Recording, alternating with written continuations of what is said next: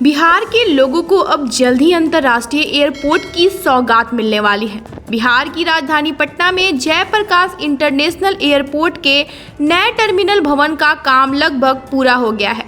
1400 करोड़ रुपए की लागत से बनकर तैयार हुआ यह अंतर्राष्ट्रीय हवाई अड्डा अब अंतर्राष्ट्रीय उड़ान भरने के लिए पूरी तरह से तैयार हो गया है। पटना में बने इस नए टर्मिनल से लगभग 26 साल बाद इंटरनेशनल फ्लाइट की शुरुआत हो जाएगी।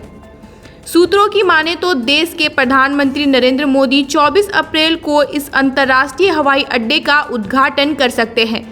इस अंतर्राष्ट्रीय हवाई अड्डे की बात करें तो बिल्डिंग के इंफ्रास्ट्रक्चर को न केवल वर्ल्ड क्लास बनाया गया है, बल्कि इसमें यात्रियों की सहूलियत का भी पूरा ख्याल रखा गया है। अराइवल और डिपार्चर के न केवल रास्ते अलग किए गए हैं, बल्कि दोनों का फ्लोर भी अलग अलग कर दिया गया है। वहीं इस अंतर्राष्ट्रीय एयरपोर्ट पर चेक इन काउंटर की संख्या बढ़कर 64 कर दी गई है, जबकि सिक्योरिटी चेकिंग पॉइंट्स 3 गुना बढ़ा दिए गए हैं। वहीं एयरो ब्रिज की संख्या बढ़ाकर 5 कर दी गई है। इस अंतर्राष्ट्रीय हवाई अड्डा के बिल्डिंग में अलग अलग एंट्री और एग्जिट बनाए गए हैं। इसे अलग अलग फ्लोर में शिफ्ट कर दिया गया है। इस पूरी टर्मिनल की बिल्डिंग G+1 बनाया गया है। ग्राउंड फ्लोर पर अराइवल यानी आने वाले की सुविधा है, तो फर्स्ट फ्लोर पर डिपार्चर यानी जाने वाले के लिए इंतजाम किए गए हैं। इसके लिए 5 एंट्री गेट और 4 एग्जिट गेट बनाए गए हैं।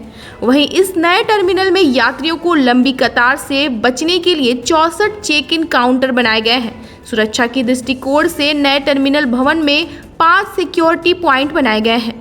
यहाँ हाईटेक स्कैनर मशीन के अलावा 3 तरह के CCTV कैमरे और हर एक पॉइंट पर सेंसर मशीन लगाया गया है। वहीं यात्रियों को सीधे विमान में जाने के लिए 5 एरो ब्रिज बनाए गए हैं। इसी एरो ब्रिज के जरिए फर्स्ट फ्लोर से यानी सीधे प्लेन में बैठ जाएंगे।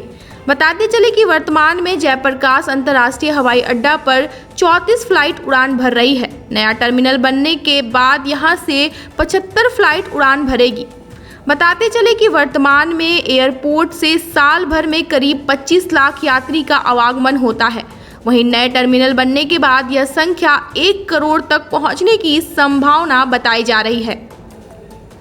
बताते चले कि वर्ष 2015 में इस एयरपोर्ट को विस्तारीकरण की घोषणा की गई थी। 2018 में पटना एयरपोर्ट को विस्तारीकरण का कार्य शुरू किया गया था। शुरुआत में 1216 करोड़ की लागत से निर्माण कार्य शुरू किया गया था।